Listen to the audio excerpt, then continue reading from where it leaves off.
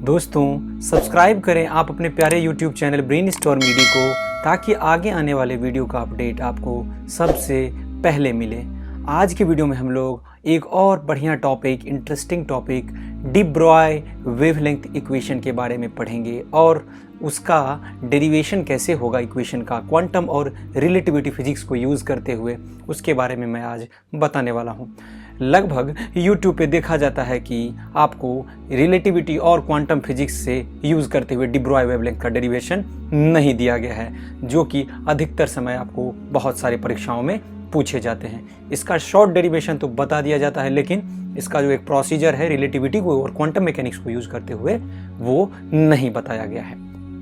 तो सबसे पहले आप लोगों ने इससे पहले वेव पार्टिकल डुअलिटी का वीडियो अगर नहीं देखा है तो वो जाके आप लोग ज़रूर चैनल पे देख लें, क्योंकि यहाँ पे आपको उसका बहुत ज़्यादा आवश्यकता पड़ेगा। लेकिन एक बार मैं फिर से उसको बेसिक से थोड़ा क्लियर कर दूँ, ताकि डिस्कशन अच्छा रहेगा तो समझने में बहुत ही ज़्यादा बढ़िया रहेगा। तो चलिए हम लोग स्टार्ट करते हैं। आप जानते हो कि वेव पार्टिकल डुअलिटी में आपने पढ़ा कि वेव और पार्टिकल में क्या डिफरेंस है। वेव के पास जो है वो क्या होता है, कहने का मतलब फ्रीक्वेंसी होता है, वेवलेंथ, वेलोसिटी, एम्पलीट्यूड, इंटेंसिटी या फेज जो हम बोलते हैं, ये वेव का कैरेक्टरिस्टिक्स हमने पढ़ा वेव पार्टिकल डुअलिटी में। और पार्टिकल के पास अगर हम नेचर देखें तो पार्टिकल के पास मास होता है, उसके पास वेलोसिटी भी है, मोमेंटम है और काइनेटिक एनर्जी है। ठीक है, ये आपका दोनों का नेचर है। जैसे हमने देखा वेव पार्टिकल डुअलिटी में कि कैसे वेव थ्योरी ऑफ लाइट ने इंटरफेरेंस, डिफ्रैक्शन, पोलराइजेशन और उसके बाद आपको रिफ्लेक्शन, डिफ्रैक्शन को एक्सप्लेन किया। और पार्टिकल से हमने black body radiation, photo electric effect और कॉम्पटन इफेक्ट सबके बारे में जाना। अलग अलग साइंटिस्ट ने अपना अपना एक्सप्लेनेशन क्वांटम और वेव थ्योरी ऑफ रिलेटिविटी को यूज करते हुए उसे एक्सप्लेन किया। जब मैं बात करता हूं क्वांटम मैकेनिक्स का, तो उसमें वेव पार्टिकल डुअलिटी की बात कौन करता है? Quantum mechanics. तो इलेक्ट्रोमैग्नेटिक वेव के बारे में बहुत सारे एक्सपेरिमेंट्स में क्या पता चला था, इलेक्ट्रोमैग्नेटिक वेव पार्टिकल की तरह बिहेव करता है, जैसे photo electric effect, Compton effect सब में होता है। ये बात डी ब्रॉय साहब ने पीएचडी थेसिस में 1924 में बताया था। लुइस डी ब्रॉय ने पीएचडी थेसिस में कहा था कि इलेक्ट्रोमैग्नेटिक वेव, जिसे हम वेव समझते हैं, वो पार्टिकल की तरह ही बिहेव करता है। उसी तरह पार्टिकल को भी वेव की तरह बिहेव करना चाहिए। आगे जाके यह सिद्ध भी हुआ जब डेविसन जर्मर और जीपी थॉमसन ने इस पर एक्सपेरिमेंट किया और डी ब्रॉय के द्वारा जो इनकम्प्लीट रह गया था उसको कंप्लीट करके बताया। डिफ्रैक्शन इफेक्ट दिखा उनका जो एक्सपेरिमेंट था उसमें, और इससे डी ब्रॉय का जो एक्सपेरिमेंट है वो एस्टैब्लिश हो गया, जिसके बाद 1929 में लुइस डी ब्रॉय को नोबेल पुरस्कार मिला था। हम जानते हैं कि कोई भी पार्टिकल या ऑब्जेक्ट मोशन में है, उसके साथ एक वेव जुड़ा होता है। हमने बात किया था बड़े बड़े ऑब्जेक्ट पर भी वेव होता है जुड़ा हुआ, और छोटे छोटे पर भी। मैं आज के वीडियो में ये बात साबित करूंगा कि बड़े बड़े पार्टिकल के साथ, बड़े बड़े ऑब्जेक्ट के साथ वेव निग्लिजिबल क्यों होता है, और छोटे छोटे पार्टिकल पे कैसे हम लोग पता कर लेते हैं कि उसका वेवलेंथ या मान लो उसका जो फ्रीक्वेंसी है वो क्या है। अगर कोई पार्टिकल सर्टेन वेलोसिटी से मूव कर रहा है तो उसके पास एनर्जी होगा, मोमेंटम होगा, पोटेंशियल क्या बोलते हैं उसको, काइनेटिक एनर्जी होगा, मोमेंटम होगा, वेलोसिटी इत्यादि। इसका स्पीड अगर बहुत ज़्यादा नहीं हुआ उस पार्टिकल का, तो वहाँ पे क्लासिकल मैकेनिक्स ओबे होगा, क्योंकि स्पीड बहुत ज़्यादा रहने पर ही क्लासिकल मैकेनिक्स फेल हो जाता है और वहाँ पे क्वांटम जन्म लेता है। क्वांटम का थ्योरी वहाँ पे आता है। लाइट के कंपेरेबल की स्पीड में काफ़ी कम ले रहे हैं वेलोसिटी को। तो लुइस डी ब्रॉय ने इलेक्ट्रॉन के बारे में बताया कि इलेक्ट्रॉन एक पार्टिकल है जिसका मास बहुत ही कम होता है, 9.1 × 10⁻³ किलोग्राम। और उन्होंने बताया कि जैसे इलेक्ट्रोमैग्नेटिक वेव के पास पार्टिकल और वेव का नेचर है, वैसे इलेक्ट्रॉन के पास भी होता है, मोमेंटम होता है, उसमें वेव एसोसिएट होगा। और मैंने आपको ग्राफ के थ्रू भी इससे पहले समझाया था कि कैसे पार्टिकल के साथ वेव एसोसिएट होता है। अगर इलेक्ट्रॉन का मोमेंटम p है, उसके साथ एसोसिएटेड वेव है जो कि मैटर वेव है। मतलब कि पार्टिकल के साथ जो एसोसिएटेड वेव होता है उसे हम मैटर वेव कहते हैं, अगर उसका वेव लेंथ लैम्डा हुआ तो। इलेक्ट्रॉन का मोमेंटम मैटर वेव का वेव लेंथ जो होता है लैम्डा = h/p होता है। ये आपको क्लियर रहना चाहिए।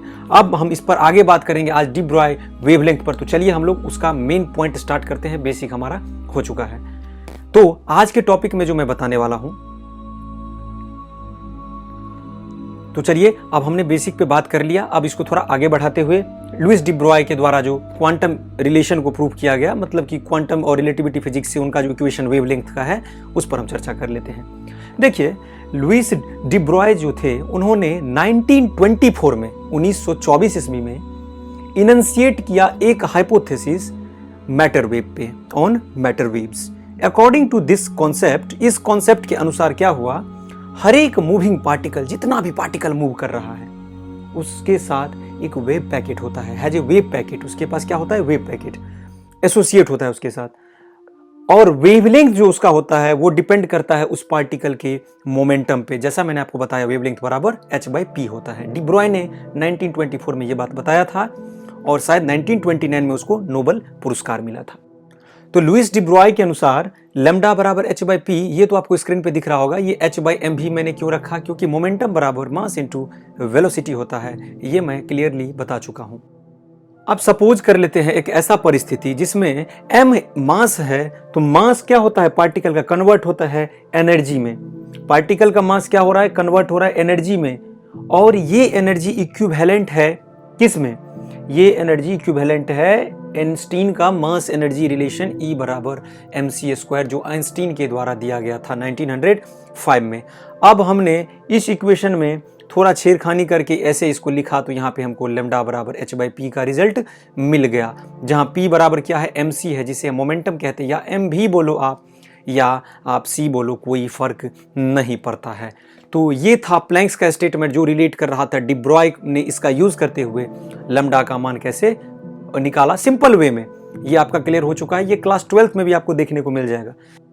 तो अब चलिए हम लोग इसका अल्टरनेटिंग प्रूफ देखते हैं। डी ब्रॉय ने डिराइव किया वेवलेंथ ऑफ मैटर वेव किसके हेल्प से, with the help of special theory of relativity and general equation of standing wave system. ऐसा क्यों, क्योंकि आपने देखा कि हर एक पार्टिकल के साथ, यहाँ पे जो आप देख रहे हो ग्राफ में, कि एक वेव एसोसिएट है हर एक पार्टिकल के साथ, तो इन्होंने इसे स्पेशल थ्योरी ऑफ रिलेटिविटी और स्टैंडिंग वेव के जनरल इक्वेशन को यूज करते हुए इसे समझाया। मान लेते हैं कि एक मटेरियल पार्टिकल है, ये मान लो मटेरियल पार्टिकल मतलब क्या, डी ब्रॉय तो इलेक्ट्रॉन को लेके चले थे, आप प्रोटॉन न्यूट्रॉन कुछ भी ले सकते हो, कोई फर्क नहीं पड़ता है। और वो स्टैंडिंग वेव सिस्टम की तरह उन्होंने इसे लिया, कैसे, as a standing wave system occupied by particle in region of space. ये ऑक्युपाई किया गया है पार्टिकल के द्वारा इस वेव सिस्टम को, किसमें, इस स्पेस में। यहाँ पे जो कोई स्पेस है इसमें एकदम सिंपल है, कहीं भी आपको दिक्कत नहीं रहना चाहिए। In the region of space मतलब कि स्पेस के क्षेत्र में पार्टिकल ने क्या किया, वेव को ऑक्युपाई कर लिया। अब साई के बारे में मैं थोड़ा आपको इंट्रोड्यूस कर दूं कि आपने इससे पहले देखा था कि साई जो होता है वो एक फिजिकल सिग्निफिकेंस बताता है कि इलेक्ट्रॉन का पोजीशन कहाँ हो सकता है। आपने देखा था कि एग्जैक्ट पोजीशन इलेक्ट्रॉन का बताना इस ग्राफ में आप देख सकते हो बिल्कुल आसान नहीं है। अगर आप साई को लेके चलते हो फिजिकल सिग्निफिकेंस पे तौर पे, साई का कोई फिजिकल सिग्निफिकेंस है ही नहीं। जैसे आयोटा बराबर अंडर रूट के अंदर -1 का नहीं होता है, उसी तरह साई का कोई फिजिकल सिग्निफिकेंस नहीं है। यहाँ पे हम देख रहे हैं कि जहाँ पे वेव का पीक ज़्यादा है वहाँ इलेक्ट्रॉन के पाए जाने की संभावना बहुत ज़्यादा है, समझ रहे हैं। वहाँ साई का वैल्यू भी क्या होगा, ज़्यादा होगा। जहाँ पीक ज़्यादा होगा वेव का, वहाँ पे साई का वैल्यू ज़्यादा होगा। लेकिन आप इस ग्राफ में एक बात और ऑब्जर्व कर रहे हो कि साई का वैल्यू निगेटिव में भी जा रहा है। तो मैं ये जानना चाहता हूँ कि क्या कभी भी चांसेस निगेटिव में हो सकता है, तो इसका जवाब है बिल्कुल नहीं, प्रोबेबिलिटी कभी निगेटिव नहीं हो सकता है। तो साई का कोई फिजिकल सिग्निफिकेंस इसलिए नहीं है क्योंकि हम इस वेव में इलेक्ट्रॉन का पोजीशन पता ही नहीं कर सकते हैं एग्जैक्टली कि ये है कहाँ। बस ये बता सकते हैं कि इलेक्ट्रॉन इस वेव में है जुड़ा हुआ, लेकिन एग्जैक्ट पोजीशन हमें नहीं मालूम है। इस पर हम आगे हाइजेनबर्ग अनसर्टेनिटी प्रिंसिपल सब में भी इसके बारे में बहुत ज़्यादा अच्छे से तरीके से पढ़ेंगे। अभी फिलहाल हम लोग डी ब्रॉय के अनुसार जितना आ रहा है थ्योरी और उस पर मैथमेटिकल, उस पर हम बात करेंगे। तो वैज्ञानिक ने बाद में सोचा कि साई का तो कोई फिजिकल सिग्निफिकेंस है नहीं। देखिए मैं बात को एक बार रिपीट कर रहा हूं, तो साई स्क्वायर का तो फिजिकल सिग्निफिकेंस हो सकता है।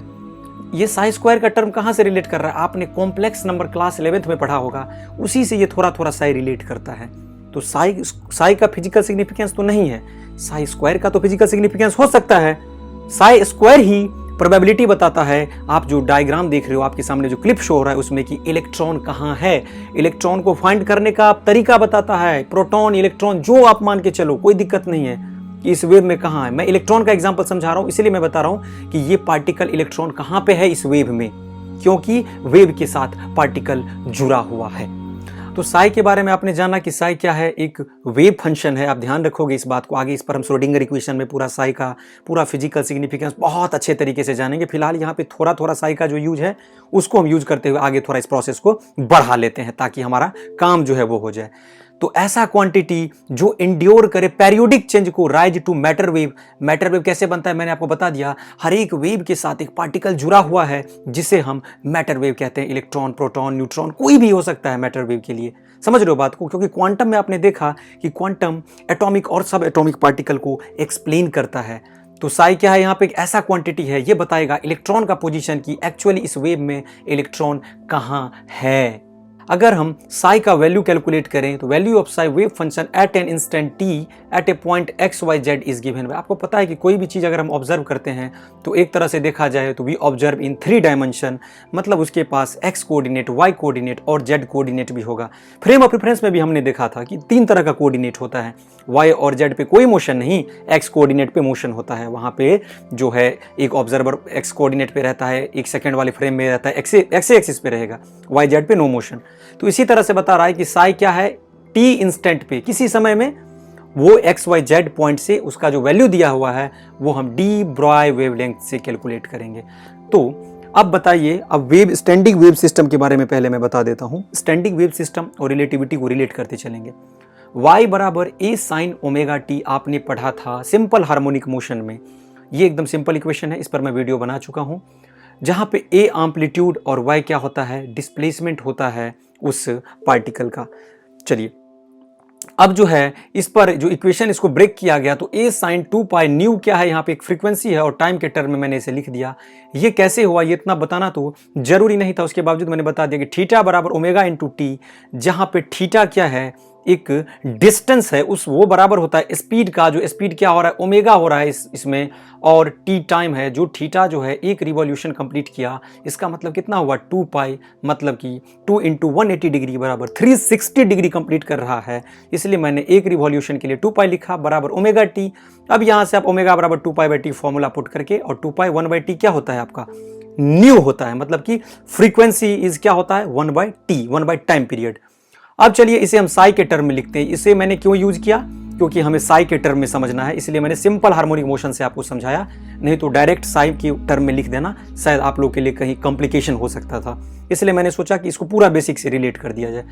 तो इसी तरह मैंने उस टर्म में डिस्प्लेसमेंट y लिखा गया था, अब मैं डिस्प्लेसमेंट यहाँ पे साई लिख रहा हूँ, क्यों, क्वांटम मैकेनिक्स से रिलेट किया जा रहा है। तो साई बराबर psi naught, sine same to same रह गया, 2 पाई न्यू नोट कर दिया मैंने न्यू के जगह पे यहाँ पे, और टी के जगह पे हमने टी नॉट कर दिया, टी 0 कर दिया। जहाँ पे आपने देखा था यहाँ पे ए एम्पलीट्यूड था, इसी जगह पे यहाँ पे देखिए ए के जगह पे आपका साई नोट आ गया, जो साई नोट क्या है एम्पलीट्यूड है उस वेव फंक्शन का ऑफ द पॉइंट चूजन, जो पॉइंट आपने चूज किया है वहाँ पे ये क्या है एम्पलीट्यूड है, और न्यू नोट आप जानते हैं कि ये क्या है फ्रीक्वेंसी है जो 1 बाय टाइम पीरियड होता है। अब हम मानते हैं कि पार्टिकल जो है वो एक्स एक्सिस के अलोंग v वेलोसिटी से मूव कर रहा है। हम मानते हैं कि कोई पार्टिकल है, जैसे वेव का ग्राफ आपको फिर से दिख रहा होगा, इसमें मानते हैं कि एक्स एक्सिस के अलोंग पार्टिकल या मान लो इलेक्ट्रॉन जो है v वेलोसिटी से क्या कर रहा है, मूव कर रहा है। आपको पता है कि पार्टिकल के पास वेलोसिटी मोमेंटम होता है, लेकिन वेव के पास नहीं है। वेव का अपना अलग कैरेक्टरिस्टिक्स है, अलग प्रॉपर्टीज है। वेव और पार्टिकल को आप एक समान नहीं बोल सकते हो। इस पर डी ब्रॉय पर मैं वीडियो पहले ही वेव पार्टिकल डुअलिटी पे समझा चुका हूं, और मैंने इससे पहले भी आपको डिस्कशन थोड़ा कर दिया। तो आप इसको थोड़ा टर्म में कभी भी ये मत धोखा मत खाना कि पार्टिकल और वेव का सेम नेचर होता है, ऐसा कुछ नहीं है। लेकिन बाद में उसे एक्सप्लेन जब किया गया तो बताया गया कि हाँ लाइट जो है सो डुअल नेचर शो करता है। तो पॉजिटिव डायरेक्शन में से अगर हम ले रहे हैं तो लॉरेंज ट्रांसफॉर्मेशन इक्वेशन को हम यूज करेंगे। अगर आपने लॉरेंज ट्रांसफॉर्मेशन इक्वेशन का वीडियो नहीं देखा है तो आप आई बटन में देखो, लिंक दिया हुआ है, उस पर जाके लॉरेंज ट्रांसफॉर्मेशन इक्वेशन जरूर देख लो ताकि आपका कॉन्सेप्ट पूरा क्लियर हो जाएगा। लॉरेंज ट्रांसफॉर्मेशन क्यों, क्योंकि मैंने बताया कि स्पेशल थ्योरी ऑफ रिलेटिविटी को हम यूज करेंगे। तो एक्स एक्सिस पे जो ट्रांसफॉर्मेशन हो रहा है उसका डिस्कशन हमने लॉरेंस ट्रांसफॉर्मेशन इक्वेशन में ही देखा था। अगर मैं स्पेशल रिलेटिविटी की बात करूं तो आपको ये वैल्यू लॉरेंस ट्रांसफॉर्मेशन इक्वेशन से टी डैश और टी का निकला था। आप दोनों में से कोई भी वैल्यू यहाँ पे सब्सटीट्यूट कर सकते हो, कोई दिक्कत नहीं है। अब अगर हम ऊपर इस तरह के वैल्यू को सब्सटीट्यूट करते हैं तो साई बराबर psi naught sine 2 pi nu naught t minus b x by C square, ये वाला वैल्यू मैं पुट कर रहा हूँ, मान के चलो टी डैश का, कोई दिक्कत नहीं है। और बट्टे में under root 1 minus we square by C square का वैल्यू मैंने क्या किया, इसमें पुट कर दिया और इक्वेशन 4 इसे और इक्वेशन 5 मैंने इसे बना दिया। अब चलो आप देखो कि आप जानते हो कि इक्वेशन ऑफ ट्रैवलिंग वेव का क्या होता है मोशन में, जब standard equation of wave motion, standard equation wave motion का मतलब कि इक्वेशन ऑफ प्रोग्रेसिव वेव या इक्वेशन ऑफ ट्रांसवर्स वेव का जैसे हमने निकाला था, ठीक है, या इक्वेशन ऑफ ट्रैवलिंग वेव, तो वहां पे आपने y बराबर एक फॉर्मूला निकाला था a sin omega T minus के एक्स।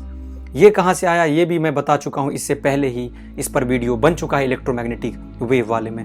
तो यहाँ पे y क्या था, डिस्प्लेसमेंट था। तो सिमिलरली हमने यहाँ पे y के जगह पे क्या ले लिया, साई ले लिया। क्यों लिया, क्योंकि हम क्वांटम मैकेनिक्स के टर्म में इसे समझ रहे हैं। क्लियर होगा, कहीं दिक्कत नहीं होना चाहिए, और दिक्कत का तो कोई बात ही नहीं है। इसी तरह हम a साइन ओमेगा को अगर मान लो हम बाहर कर देते तो t minus x by you लिख सकते हैं। क्यों, क्योंकि ओमेगा बाई यू बराबर हमने वहां पे कांस्टेंट के रखा था, तो ऐसा करके हमने ओमेगा टर्म को बाहर निकाल दिया। अब हमने ओमेगा के जगह पे सिमिलरली वही 2 पाई न्यू रख के और t minus x by you को ऐसे ही छोड़ दिया। क्यों, क्योंकि पार्टिकल अपोजिट डायरेक्शन में जा रहा है, मतलब कि पार्टिकल मीन पोजिशन पे था, इसलिए यहाँ पे माइनस एक्स बाई यू हुआ था, t minus x by you.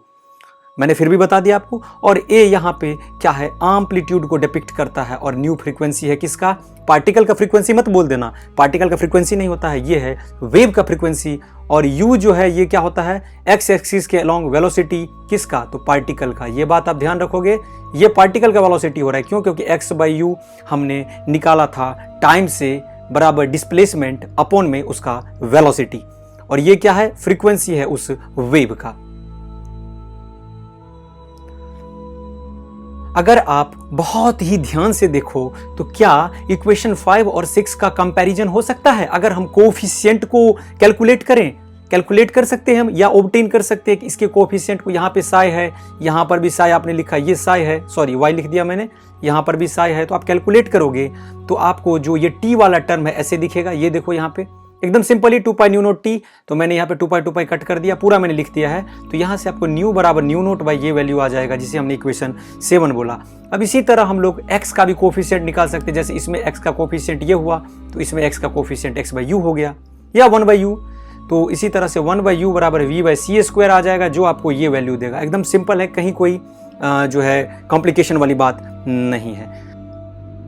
अब इसी तरह आगे बढ़ेंगे। अगर हम देखें कि कोई पार्टिकल अगर रेस्ट में है तो उसके पास momentum zero, velocity zero, acceleration तो कोई होगा ही नहीं। तो मान लेते हैं रेस्ट मास उसका m0 है, और पार्टिकल का जो अगर m0 मास है तो आइंस्टीन के मास एनर्जी रिलेशन से हम क्या जानते हैं, E बराबर m0 c स्क्वायर होता है, और h न्यू नोट भी आप रख सकते हो, कोई दिक्कत नहीं है समझने के लिए। तो m0 c square by h बराबर न्यू नोट। क्यों, क्योंकि प्लैंक्स के रेडिएशन फॉर्मूला से हमने इसका कंपैरिजन किया। इससे पहले भी हम लोग इस पर देख चुके हैं, लेकिन ये क्वांटम से रिलेट कर रहा है, तो वही टर्म एक बार दोबारा से यहाँ पे आके स्थापित हो गया।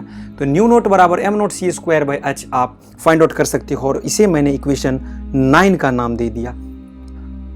अब जब हम इस वैल्यू को सब्सटीट्यूट करेंगे इक्वेशन 7 में, न्यू नोट का वैल्यू, आप इक्वेशन 7 को देखो तो वहां पे आपको न्यू बराबर nu naught by under root 1 minus we square by C square मिला था।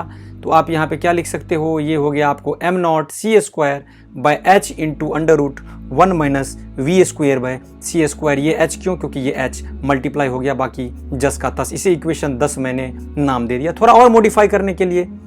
अब आप जानते हो एक बात कि किसी भी ऑब्जेक्ट या किसी भी बॉडी का मास जो होता है वो क्या होता है, वेरी करता है वेलोसिटी के साथ। अगर वेलोसिटी बढ़ रहा है तो उसका मास भी बढ़ेगा। क्लासिकल मैकेनिक्स को हम यूज करते हुए चल रहे हैं।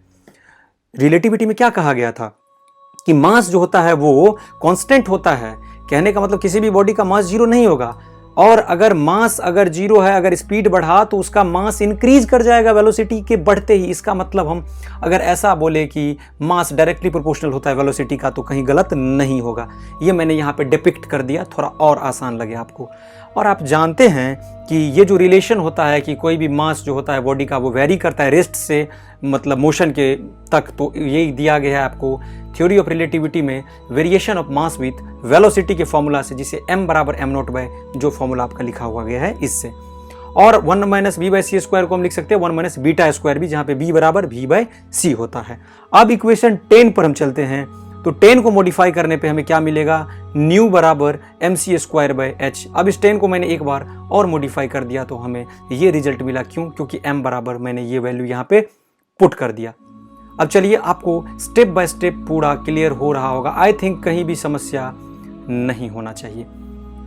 अगर हम इसके वेवलेंथ की बात करें तो वेवलेंथ क्या होता है, हमें तो फाइनली वेवलेंथ ही कैलकुलेट करना था। तो वेवलेंथ के लिए क्या फॉर्मूला होता है, जो उसका वेलोसिटी और बाय फ्रीक्वेंसी, तो वेलोसिटी का और फ्रीक्वेंसी का हमने यहाँ पे क्या किया कंपैरिजन कर दिया, तो ये फिर आपको h बाई एम भी निकलेगा। ये आप C square by V value रख दो, और ये M C square by H जो ये वैल्यू आपको न्यू का निकला है ये आप पुट कर दो। क्यों, वेवलेंथ बराबर क्या होता है, v बराबर न्यू लैम्डा, या c बराबर न्यू लैम्डा, या v बराबर एन लैम्डा, जैसे आपको लिखना है आप लिख सकते हो। किसी भी वेव का वेलोसिटी उसके फ्रीक्वेंसी और उसके वेवलेंथ पर डिपेंड करता है, ये बात आप रखोगे याद। वेव का वेलोसिटी, पार्टिकल का वेलोसिटी नहीं, पार्टिकल का वेलोसिटी बराबर kinetic energy, the energy possessed by a body while in motion, जब मोशन में हो तब वहां पे काइनेटिक एनर्जी ऑपरेट होता है। और इसे मैंने मान लिया इक्वेशन 13। वैसे तो मैं इस पर वीडियो ऑलरेडी बना चुका हूं, लेकिन मैं एक बार फिर आपको डी ब्रॉय काइनेटिक एनर्जी के टर्म में डी ब्रॉय का इक्वेशन बता देता हूं, जहां पे आपको लैम्डा बराबर h बाई एम भी मैंने लिख लिया। मैं थोड़ा फास्टली इसको बता रहा हूं, ये तो आपको पता होगा। और काइनेटिक एनर्जी में पार्टिकल के टर्म में ले रहा हूं ना, तो काइनेटिक एनर्जी क्या हो गया, 1/2 mv स्क्वायर हो गया। तो इसको मैंने पी स्क्वायर बाई 2m क्यों लिखा, मैंने यहाँ पे m से मल्टीप्लाई कर दिया ऊपर यहाँ पे, और m से ऊपर में क्या किया, डिवाइड कर दिया, मतलब ऊपर मल्टीप्लाई नीचे डिवाइड, तो सेम टर्म आ गया। क्यों, क्योंकि p बराबर होता है m भी, क्लियर होगा। और p बराबर √2m के, क्यों, यहाँ से आप निकाल सकते हो ये, क्यों, लैम्डा बराबर h बाई p होता है ना, तो बस पुट कर दो, निकल जाएगा आपको। और ये लैम्डा बराबर √2m के। अब मान लो कि कोई पार्टिकल है, एक्सक्लरेट करते हैं उसे v पोटेंशियल से, ऑब्वियस सी बात है, हम इंसान भी जब कोई चीज मोशन में होता है तो उसमें एक्सक्लरेशन आ जाता है, तो पार्टिकल में भी तो एक्सक्लरेशन होगा भाई। तो v पोटेंशियल से उसे हम क्या कर रहे हैं, उस पार्टिकल को एक्सक्लरेट कर रहे हैं। तो उसका जो फॉर्मूला होता है वो होता है E बराबर ई भी, जहां पे E क्या है, स्मॉल e चार्ज है, और ये E क्या है, ये आपको एनर्जी है, ये आप याद रखोगे। या K बराबर Q भी, मैंने दोनों फॉर्मूला लिख दिया, आपको जैसा सुविधा हो। उसके बाद जो आपका रिजल्ट है लैम्डा का कुछ इस तरह का 2m Q भी के टर्म में आ जाएगा। अब इस पर आगे अगर हम बात करें तो पार्टिकल इन थर्मल इक्विलिब्रियम पे बात करते हैं। थर्मल का मतलब क्या होता है, थर्मल का मतलब होता है टेम्परेचर, थर्मल इक्विलिब्रियम मतलब टेम्परेचर में। इक्विलिब्रियम का मतलब क्या होता है, इक्विलिब्रियम मतलब बैलेंस, संतुलन बनाए रखना, सिमेट्री, पैरिटी आप उसे बोल सकते हो, या ऐसा भी कह सकते हो कि state in which force act in perfect opposition and cancel the effect of one another, या आप ऐसा भी कह सकते हो where there is no force of attraction या फोर्स ऑफ रिपल्सन। आपकी मर्जी, एक ही माया के 3 नाम 4 नाम जो बोलो। अब इसे हम चलिए कि काइनेटिक एनर्जी के टर्म में जैसे देखा, तो अब हम इसे थर्मल इक्विलिब्रियम में देखेंगे, मतलब टेम्परेचर के टर्म में। तो काइनेटिक थ्योरी ऑफ गैस पर के बारे में आपने पढ़ा था, तो ये K बराबर 3/2 kT कहाँ से आया, क्योंकि 3 डायमेंशन है, degree of freedom, law of equipartition of energy सब में आपने पढ़ा था, ये मैं बता चुका हूँ। तो 3/2 kT, तो यही वाला फॉर्मूला मैंने यहाँ पे पुट किया, और ये h बाई √3m kT हुआ। यहाँ पे आप ध्यान रखोगे ये जो K है ये स्मॉल है, और इसको हम बोलते हैं बोल्ट्जमैन कांस्टेंट, जिसका वैल्यू 1.38 इंटू 10⁻³ जूल पर केल्विन होता है। ये वैल्यू आपको ध्यान पे रखना है। अब इस इक्वेशन में जब हम लैम्डा में h बाई ये वाला वैल्यू रखते हैं, पूरा h का प्लैंक्स कांस्टेंट का value mass of electron 9.1 into 10⁻³ होता है, ये रख दो आप। इलेक्ट्रॉनिक चार्ज जो होता है 1.602 इंटू 10⁻³ रख दो आप, और ये पोटेंशियल डिफरेंस तो आपको ऐसे ही रह जाएगा। तो √v से हमने एक्सक्लरेट किया था, तो यहाँ पे आपको 12.27/√v एंगस्ट्रम, क्योंकि 1 एंगस्ट्रम बराबर 10⁻⁻10 मीटर होता है, बहुत ही छोटा, मतलब कि एटम का साइज जैसे हम बोलते हैं। तो ये आप गौर कर रहे हो, यहाँ पे क्लासिकल मैकेनिक्स बिल्कुल काम नहीं करेगा। क्यों, क्योंकि हमने देखा था कि एटम वाले केस पे क्वांटम मैकेनिक्स वर्क करता है, क्लासिकल मैकेनिक्स फेल हो जाता है। आइए हम लोग अब डिस्कशन कर लेते हैं डेमोन्स्ट्रेशन के साथ, और एनालिसिस करके जितना भी हमने पढ़ा उसको एक बार फिर से यहाँ पे एनालाइज करेंगे, डेमोन्स्ट्रेशन करके समझेंगे। तो ये जो लुइस डी ब्रॉय का जो ये कॉन्सेप्ट था, उसको एक्सपेरिमेंटली जो है एक्सप्लोर किया गया इन केस ऑफ इलेक्ट्रॉन्स। किसके केस में, मैंने आपको बताया ना, बार बार मैं चर्चा करूं, इलेक्ट्रॉन को ये लेके चले थे। वैसे फंडामेंटल पार्टिकल्स, प्रोटॉन्स है, न्यूट्रॉन्स है, जो लेना है आपको कोई दिक्कत नहीं है। सभी के साथ पार्टिकल वेव दोनों का नेचर है, लेकिन ये इलेक्ट्रॉन को ही लेके चले थे लुईस डी ब्रॉय साहब। तो electron can be accelerated to high velocities. आप जानते हैं कि जैसे न्यूक्लियस में इलेक्ट्रॉन होता है, न्यूक्लियस के बाहर यहाँ पे ये ऑर्बिट में ऐसे ऐसे करके रहते हैं, वो अंदर में तो प्रोटॉन न्यूट्रॉन रहता है। एटम तो स्टेबल है, बाहर इलेक्ट्रॉन होता है, अंदर आ जाएगा इलेक्ट्रॉन, तब तो वहां पे क्या हो जाता है, क्वांटम क्लासिकल मैकेनिक्स फेल हो जाता है। ये मैं बता चुका हूं इससे पहले। तो आपको जो इलेक्ट्रॉन है उसको हम एक्सक्लरेट कर सकते हैं हाई वेलोसिटीज तक, और उसका ऑर्डर क्या है 10⁻⁷ मीटर पर सेकेंड।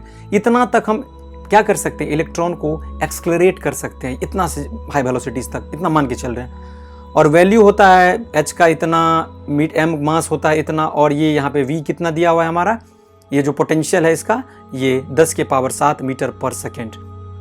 जब हम इस वैल्यू को सब्स्टिट्यूट करते हैं सारे वैल्यू को लैम्डा में, तो आपको ये लैम्डा 10⁻⁻10 मीटर आ जाता है, जहाँ पे आपका क्या हो रहा है फाइनली, ये आपका इलेक्ट्रॉन माइक्रोस्कोप वर्क करेगा इस प्रिंसिपल पे, क्लासिकल फेल हो जाएगा और क्वांटम वर्क करेगा, क्योंकि लगभग ये एटम के साइज के बराबर ये आपका आ रहा है 1 एंगस्ट्रॉम वेवलेंथ। यहाँ पे क्वांटम वर्क करेगा, क्लासिकल फेल हो गया। अच्छा, एक बात आप गौर करो, ये नोट करने वाली बात है, ये मैंने नोट लिखा है, जिसे आप नोट कर लेना। हम अपने डेली लाइफ में क्या देखते हैं, मैंने बताया था ना कि हम डेली लाइफ में जो होता है उसमें मोशन जो होता है उसमें भी वेव होता है जुड़ा हुआ। हम इंसान के साथ, बंदूक के साथ, हवाई जहाज चलता है, ये आपको दिख रहा होगा स्क्रीन पे, इस हवाई जहाज के साथ भी मोशन है, लेकिन इसका जो वेवलेंथ होता है ना वो निग्लिजिबल होता है। लाइट का जो वेवलेंथ होगा या छोटा छोटा पार्टिकल का वो निग्लिजिबल नहीं होता है, लेकिन बड़े बड़े पार्टिकल का जो वेवलेंथ होता है वो निग्लिजिबल होता है। तो इससे पहले मैंने बताया नहीं था, लेकिन मैं उसको प्रूव कर देता हूं कि क्यों निग्लिजिबल होता है। तो आप जानते हो कि wave like properties of matter note observed, किसमें, इन आवर डेली लाइफ। हम अपने दैनिक जीवन में जो इस चीज से परिचित होते हैं वहां पे wave like properties of matter को हम ऑब्जर्व नहीं करते हैं, क्योंकि वेवलेंथ नेग्लिजिबल होता है। चलिए इसे हम डेमोन्स्ट्रेशन से समझते हैं। डी ब्रॉय ने अपने वेवलेंथ को निकालने के लिए एक कार का मान लो एग्जांपल लिया। Now let's take a glance for example ले लेते हैं। तो डी ब्रॉय का वेवलेंथ निकालने के लिए कार का एग्जांपल लिया और बताया कि कार मूव कर रहा है 60 km/h के वेलोसिटी से या कांस्टेंट वेलोसिटी से। तो कार का डायरेक्शन क्या होगा, फ्रेम ऑफ रेफरेंस से पटाख से आप निकालो तो बोलोगे एक्स डायरेक्शन में 60 km/घंटे की रफ्तार से मूव कर रही है। अब मान लेते हैं इस कार का कुछ ना कुछ तो वेट होगा, तो इसका वेट 1000 किलोग्राम हम मान लेते हैं, या 500 किलोग्राम मान लेते हैं ऐसा। इसे हम कैलकुलेट करेंगे क्या हो रहा है, इस डेमोन्स्ट्रेशन में हमें क्या देखने को मिल रहा है। तो अगर बड़े पार्टिकल पे चेक कर रहे हैं, ये क्या हो गया आपको, माइक्रोस्कोपिक नहीं बल्कि मैक्रोस्कोपिक, बड़े पार्टिकल के लिए। माइक्रो मतलब होता है सूक्ष्मदर्शी, जैसे लाइट हुआ, इलेक्ट्रॉन हुआ, प्रोटॉन हुआ, न्यूट्रॉन हुआ, ये सब माइक्रोस्कोपिक है, और ये कार वगैरह सब मैक्रोस्कोपिक के अंदर आ जाता है। तो यहाँ पे मैंने m का वैल्यू रख दिया, v का वैल्यू रख दिया, और 60 km/h को मीटर प्रति सेकंड में कन्वर्ट करने के लिए हम क्या करेंगे, 1 किलोमीटर बराबर 1000 मीटर, और यहाँ पे 1 घंटे में 3600 सेकंड, तो ये रख के मैंने 60 × 5/18 मीटर पर सेकंड में इसे कन्वर्ट कर दिया। आप याद रखो km/h को कभी भी कन्वर्ट करोगे तो उसे मीटर पर सेकंड में, तो 5/18 से क्या हो जाता है, मल्टीप्लाई हो जाता है। ये कॉम्पिटिटिव सब में एग्जाम में भी काम आता है। तो इन बातों से तो आप जरूर परिचित होंगे कि यहाँ पे क्लासिकल मैकेनिक्स वर्क करेगा, क्योंकि कोई भी चीज यहाँ पे हाई वेलोसिटी से मूव नहीं कर रहा है। कार का स्पीड 68 km/h है, जब लाइट का स्पीड होगा तब वहाँ पे क्लासिकल मैकेनिक्स फेल हो जाएगा, लेकिन क्लासिकल यहाँ पे वर्क कर रहा है। वहाँ पे लाइट के केस में क्वांटम वर्क करता है। तो 60 km/h से चल रहा है, तो वही इसके पास में मास होगा तो मास दिया हुआ है, वेलोसिटी होगा तो वेलोसिटी भी हमको दिया हुआ है। तो अब हम क्या करेंगे, इसको जब हमने पुट किया लैम्डा बराबर h/mv में, तो हमें कुछ इस तरह का रिजल्ट मिला, 3.9879 × 10⁻38 मीटर। जो वेवलेंथ आपको दिख रहा है, जब ये माइनस में आ गया 10⁻38, इसका मतलब क्या हुआ, बहुत बहुत बहुत छोटा। अगर यही 10⁻38 रहता तो इसका मतलब क्या हुआ, बहुत बहुत बहुत बड़ा। समझ रहे हो? तो इसका मतलब क्या हुआ, वेवलेंथ बहुत ज्यादा कम हो गया, नेग्लिजिबल हो गया इस कार का वेवलेंथ। इसको आप इजीली समझ सकते हो, कहीं दिक्कत नहीं हुआ। अब इसका जो कंक्लूजन अगर निकला तो क्या निकला, very much smaller to the dimension of car. क्या कंक्लूजन निकला, जो वेवलेंथ है वो क्या है, बहुत ज्यादा छोटा है to the dimension of car, car के डायमेंशन की अपेक्षा में। Therefore wave nature of big bodies object can not be observed. Wave nature जो है हम बड़े बॉडी ऑब्जेक्ट का नहीं देख पाते हैं। वहां पे क्या काम आता है, वो पार्टिकल नेचर जो होगा, क्लासिकल मैकेनिक्स जो होगा वो होगा।